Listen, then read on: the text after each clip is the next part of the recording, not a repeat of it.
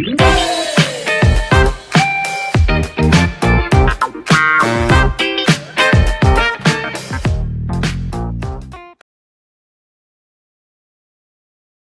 warahmatullahi wabarakatuh. Nama saya Debaini Aulia dari kelompok 4 Kimia 2019.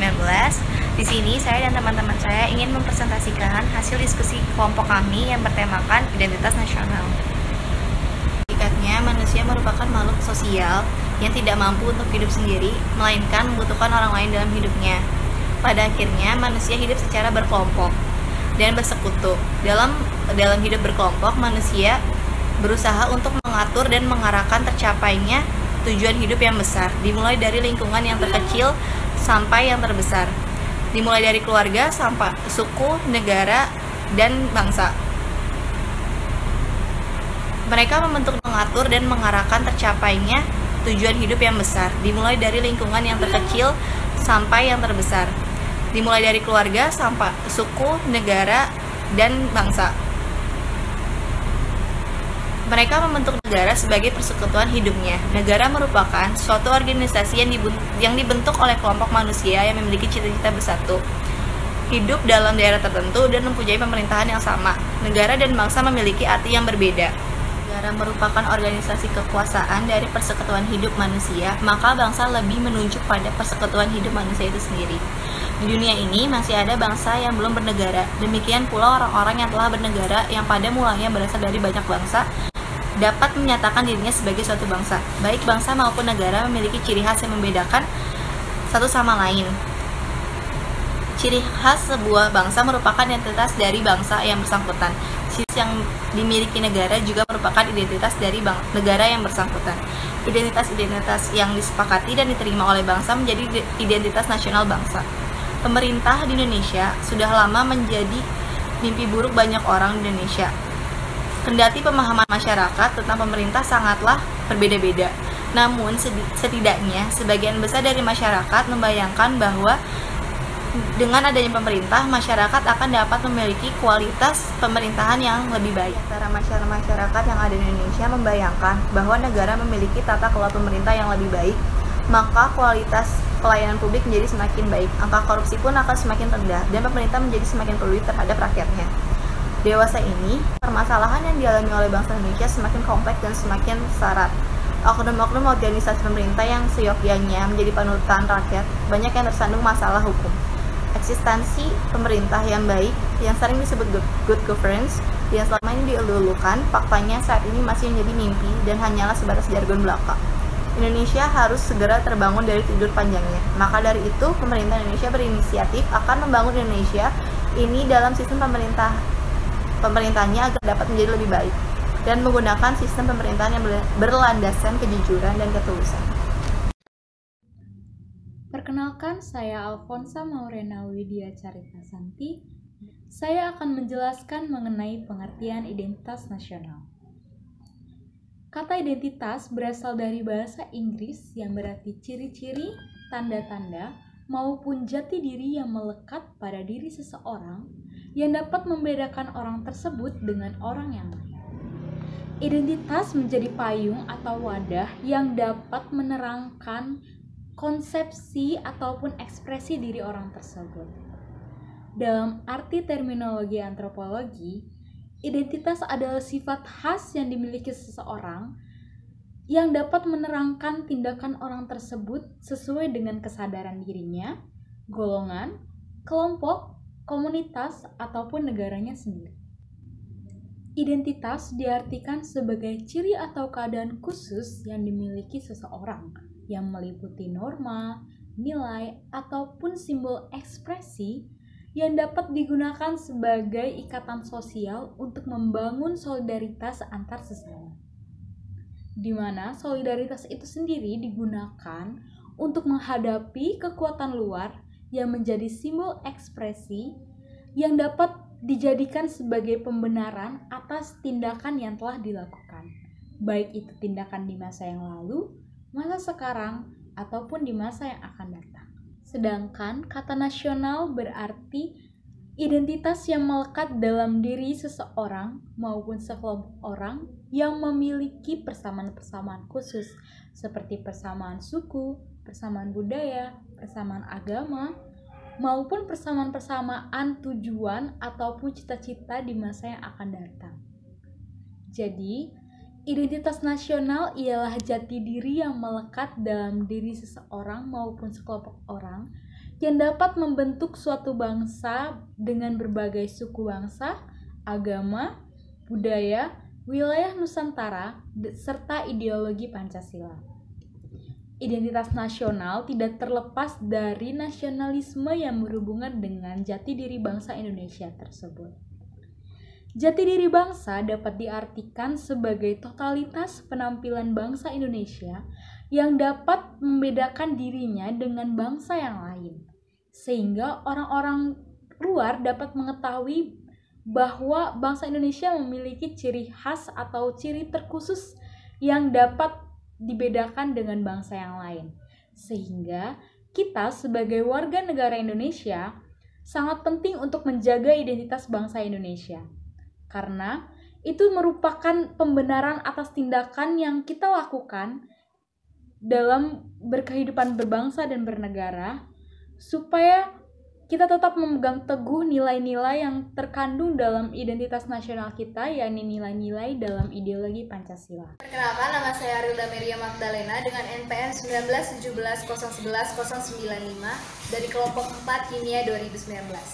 Saya akan memaparkan tentang beberapa bentuk identitas nasional Indonesia. Pemaparan dan penjelasannya adalah sebagai berikut.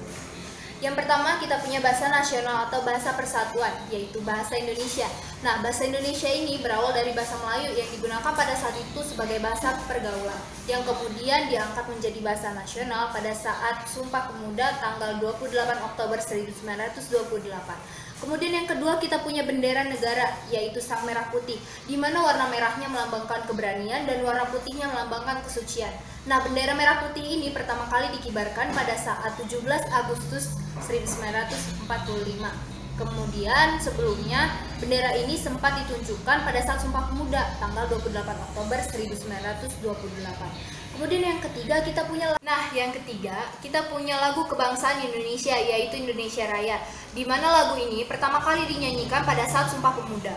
Yang keempat, kita punya lambang negara, yaitu Garuda Pancasila, di mana Garuda itu adalah burung khas yang digunakan sebagai lambang negara Indonesia. Yang kelima, kita punya semboyan negara, yaitu Bhinneka Tunggal Ika, yang artinya walaupun kita berbeda-beda tetapi tetap satu jua. Uniknya, di Indonesia ini memiliki beragam bangsa, namun tetap berkeinginan untuk menjadi satu bangsa, yaitu bangsa Indonesia. Kemudian yang keenam, ada dasar falsafah negara, yaitu Pancasila, di mana di dalamnya terdapat 5 sila yang digunakan sebagai ideologi negara dan dasar falsafah. Yang ketujuh, kita punya bentuk hukum dasar negara, yaitu Undang-Undang Dasar 1945, yang merupakan hukum tertinggi dalam tata urutan perundang-undangan. Yang kedelapan, kita punya konsepsi wawasan Nusantara sebagai cara pandang bangsa Indonesia mengenai diri dan lingkungannya yang serba beragam, namun tetap mengutamakan persatuan dan kesatuan bangsa Indonesia. Yang kesembilan, kita punya kebudayaan daerah yang telah ditetapkan sebagai kebudayaan nasional. Karena Indonesia memiliki banyak suku bangsa, sehingga kebudayaan nasionalnya sangat kompleks. Yang ke-10 atau yang terakhir, kita punya ketahanan nasional yang telah ditetapkan oleh MPR RI pada tahun 1973, di mana fungsinya adalah untuk menghadapi berbagai macam ancaman, tantangan, kemudian hambatan, dan juga gangguan. Nah, demikianlah presentasi dari saya yang menjelaskan tentang beberapa bentuk identitas nasional. Sekian dan terima kasih. Saya Arifah Rarafiria akan membahas mengenai karakteristik identitas nasional. Nah, pertama-tama kita semua harus mengerti apa itu karakteristik. Karakteristik merupakan ciri khusus atau kebiasaan dan pola hidup yang diterapkan oleh masyarakat yang menempati suatu daerah. Seperti Indonesia. Indonesia ini memiliki 8 karakteristik yang wajib kita ketahui. Pertama itu ada pengalaman suatu bangsa, kemudian adanya komitmen, adanya bahasa yang umum, sejarah yang umum, budaya yang umum, dan memiliki pandangan tujuan yang sama. Kemudian terdapat keputusan politik negara. Nah, pertama-tama itu kan ada pengalaman bangsa tuh. Pengalaman bangsa itu gimana sih? Jadi kita itu berawal dari pemuda-pemudi yang menerima tawar-menawar tentang pengalaman-pengalaman yang ada di masa lalu, dimana kita sendiri mereka menyaring apa saja yang kemungkinan bisa dijadikan dan diterapkan di khususnya di negara kita, negara Indonesia yang kemudian ada komitmen. Bahas mengenai unsur-unsur terbentuknya identitas nasional. Di antaranya ada suku bangsa. Suku bangsa sendiri adalah golongan sosial yang bersifat khusus dan abstraktif atau ada sejak lahir yang sama coraknya dengan golongan umur juga jenis kelamin. Di Indonesia sendiri terdapat banyak sekali suku bangsa atau kelompok etnis yang mendiami setiap pulaunya, sehingga kelompok etnis tersebut lebih mudah dikenali dari daerah mana mereka berasal. Populasi penduduk Indonesia sendiri berkisar 210 juta manusia, di mana yang diperkirakan hampir setengahnya beretnis Jawa dan sisanya beretnis Aceh, Padang, Batak, Bali, Bugis, Makassar, dan lain sebagainya. Untuk unsur pembentuk yang kedua ada agama. Bangsa Indonesia sendiri dikenal sebagai bangsa yang agamis. Banyak sekali agama yang berkembang di Indonesia. Di antaranya ada Islam, Kristen, Katolik, Hindu, Buddha, serta Konghucu. Untuk Konghucu sendiri, pada masa pemerintahan Presiden Soeharto, tidak dimasukkan ke dalam agama resmi negara. Tetapi pada masa pemerintahan Presiden Abdurrahman Wahid, terjadi sedikit perubahan di mana terjadi penghapusan agama resmi negara. Karena Indonesia sendiri adalah negara yang terdapat banyak sekali agama atau multi agama, maka Indonesia dapat dikatakan sebagai negara yang rawan akan disintegritas bangsa. Belakangan ini banyak sekali terjadi disintegritas bangsa yang disebabkan oleh agama. Misalnya saja pertikaian yang terjadi di Ambon. Untuk itu, salah satu upaya untuk mengurangi resiko konflik antar agama adalah dengan diciptakannya tradisi saling menghormati dan menghargai antar umat beragama. Untuk unsur pembentuk yang ketiga yaitu kebudayaan. Kebudayaan sendiri merupakan patokan nilai-nilai etika dan moral, baik yang tergolong sebagai ideal atau seharusnya maupun yang operasional dan aktual di dalam kehidupan sehari-hari. Seperti banyaknya suku bangsa yang ada di Indonesia, begitu pula dengan kebudayaannya. Terdapat ratusan kebudayaan bangsa Indonesia yang membentuk identitas nasionalnya sebagai bangsa yang dilahirkan dengan kemajemukan identitasnya. Untuk unsur yang keempat itu ada bahasa. Bahasa merupakan unsur pendukung identitas nasional yang penting dari yang lainnya juga. Bahasa dipahami sebagai sistem perlambang yang secara arbiter atau sewenang-wenang dibentuk atas unsur-unsur bunyi ucapan manusia dan digunakan sebagai sarana berinteraksi antara manusia. Di Indonesia sendiri terdapat banyak sekali bahasa yang digunakan oleh suku-suku yang mendiami setiap pulaunya. Setelah kemerdekaan, bahasa Indonesia sendiri ditetapkan sebagai bahasa nasional. Bahasa Indonesia pada dahulu lebih dikenal dengan sebutan bahasa Melayu yang merupakan bahasa penghubung berbagai etnis yang mendiami setiap pulau. Selain sebagai bahasa penghubung, bahasa Melayu juga digunakan atau menempati sebagai bahasa transaksi perdagangan internasional di Nusantara. Pada tahun 1928 atau puncak terjadinya Sumpah Pemuda, para tokoh pemuda dari berbagai latar belakang di suku dan kebudayaan mengakui bahwa bahasa Indonesia merupakan bahasa pemersatu bangsa Indonesia. Dari unsur-unsur identitas nasional yang saya sebutkan tadi, dapat dirumuskan pembagiannya menjadi 3 bagian. Di antaranya, yang pertama ada identitas fundamental, yaitu Pancasila sebagai falsafah negara, dasar negara, dan juga ideologi negara. Yang kedua ada identitas instrumental yang berisi Undang-Undang 1945 dan tata perundangannya, bahasa Indonesia, lambang negara, dan lagu kebangsaan. Yang ketiga ada identitas alamiah, meliputi negara kepulauan dan pluralisme dalam suku, bahasa, budaya, serta agama dan kepercayaan. Sekian. Bagaimana berbangsa dan bernegara? Bangsa yang bernegara memberikan gambaran tentang bagaimana terbentuknya bangsa, di mana sekelompok manusia yang berada di dalamnya merasa sebagai bagian dari negara. Kemudian, negara sebagai wadah dari organisasi memberikan muatan penting dan menjadikan kesadaran bahwasanya negara harus hadir dalam setiap kepentingan untuk kemajuan berbangsa dan bernegara. Lalu di Indonesia, bagaimana terbentuknya bangsa Indonesia? Sudah sangat jelas tercantum dalam alinea pertama pada pembukaan Undang-Undang Dasar, proses terjadinya. Bahwasanya kemerdekaan ialah hak segala bangsa. Hal ini yang menjadi dasar bagaimana proses bangsa dan negara yang terjadi di Indonesia. Secara singkat, ada beberapa poin yang dapat dijelaskan. Yang pertama, proses bagaimana berbangsa dan bernegara dilakukan melalui perjuangan pergerakan kemerdekaan Indonesia yang didasarkan pada ideologi ataupun pemikiran untuk menjadikan bangsa Indonesia sebagai bangsa milik kita sendiri. Kemudian yang kedua, setelah proses daripada perjuangan panjang, lahirlah proklamasi yang menandai awal daripada bagaimana berbangsa dan bernegara di Indonesia muncul. Kemudian setelah proklamasi, poin dan aspek terpenting adalah keadaan bernegara yang dinilai berdasarkan merdeka, bersatu, berdaulat, adil, dan makmur. Sehingga setiap rakyat yang ada dalam suatu negara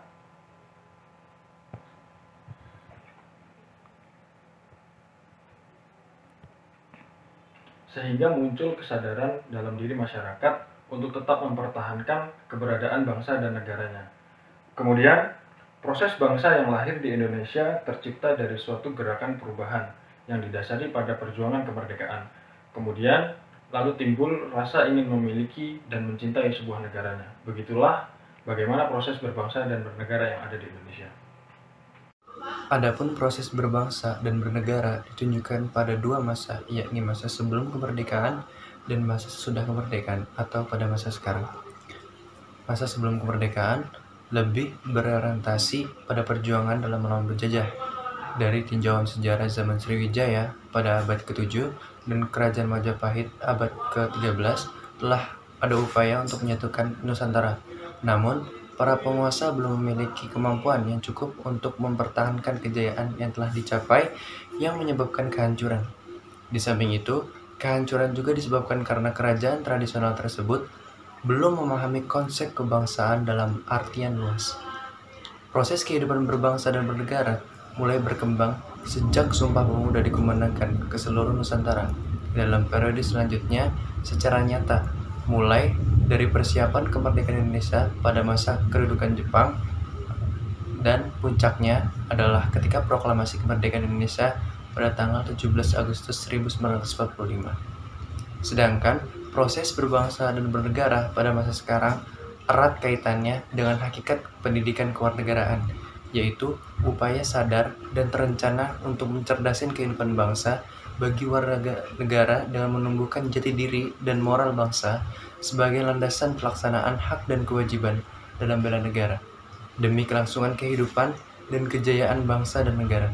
Sehingga dengan mencerdaskan kehidupan bangsa, memberi ilmu tentang tata negara, menumbuhkan kepercayaan dan jati diri bangsa serta moral bangsa, maka takkan sulit untuk menjaga kelangsungan kehidupan dan kejayaan Indonesia dalam proses berbangsa dan bernegara.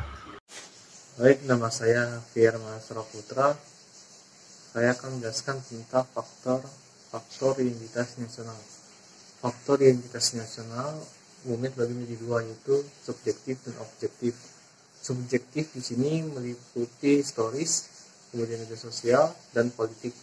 Yang kedua itu adalah faktor objektif, meliputi geografis, demografis, dan ekologis. Kedua faktor ini sangat penting dan saling berhubungan dalam pembentukan masyarakat. Yang kemudian selanjutnya adalah ahli bernama Robert De Santos memaparkan 4 faktor identitas nasional. Yang pertama itu adalah primer. Di faktor primer ini meliputi teritorial, bahasa, dan agama. Keduanya adalah pendorong, meliputi pembangunan komunikasi dan teknologi. Yang ketiga ini adalah penarik. Di sini meliputi birokrasi, sistem pemerintahan, dan bahasa.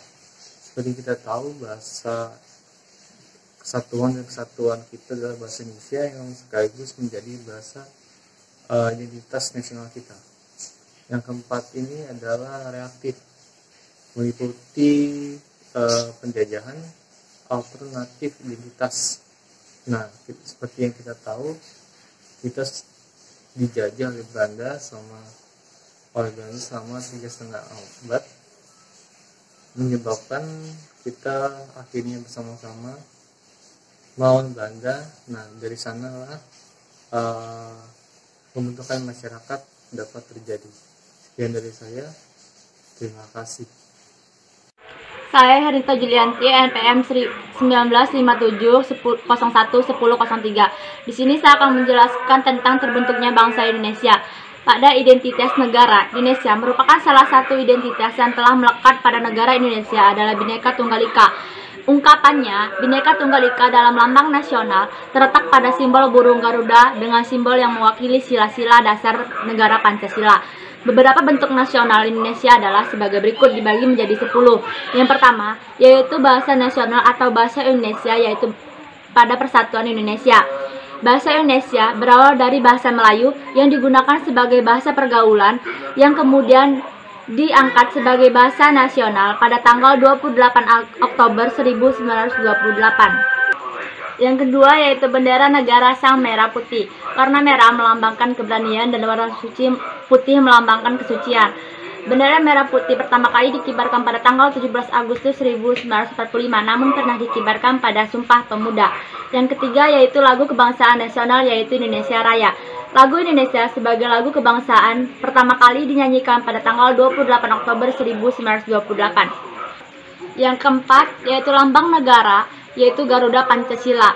Garuda adalah burung khas Indonesia yang dijadikan sebagai lambang negara. Yang kelima yaitu semboyan negara, yaitu Bhinneka Tunggal Ika, yang artinya walaupun berbeda-beda tetapi tetap satu jua, menunjukkan Indonesia adalah negara yang heterogen namun tetap berkeinginan untuk menjadikan bangsa Indonesia yaitu satu, yakni Indonesia.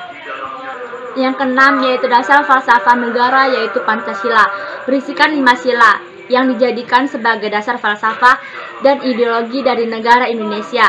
Selain itu, Pancasila berkedudukan sebagai dasar negara dan ideologi nasional.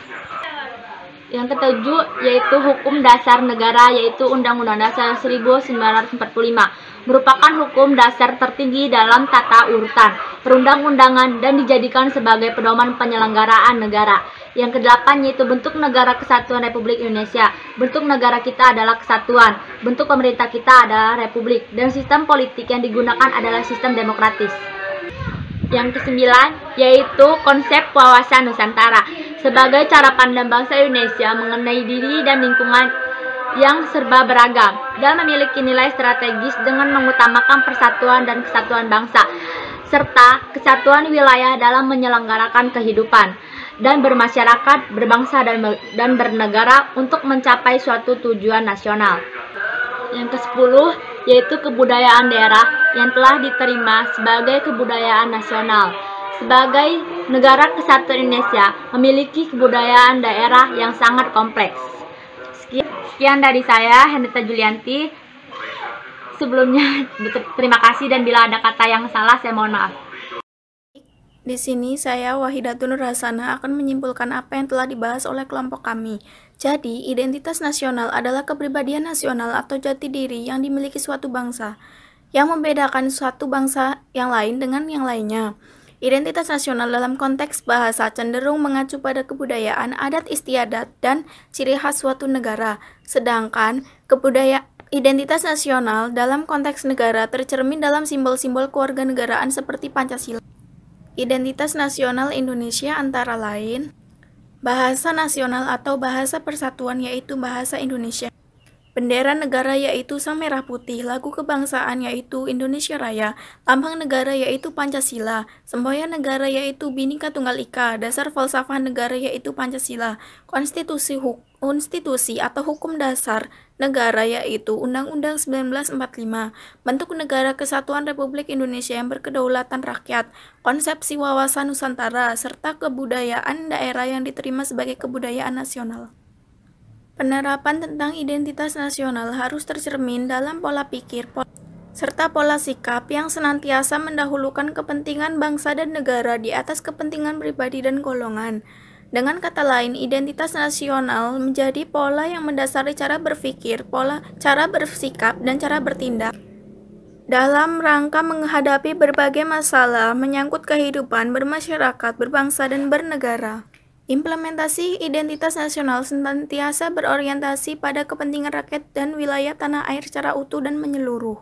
Implementasi identitas nasional dalam kehidupan berbangsa dan bernegara yang mencakup kehidupan politik, ekonomi, sosial, budaya, dan pertahanan dan keamanan harus tercermin dalam pola pikir, pola tindak, dan pola sikap yang senantiasa mengutamakan kepentingan bangsa dan bernegara.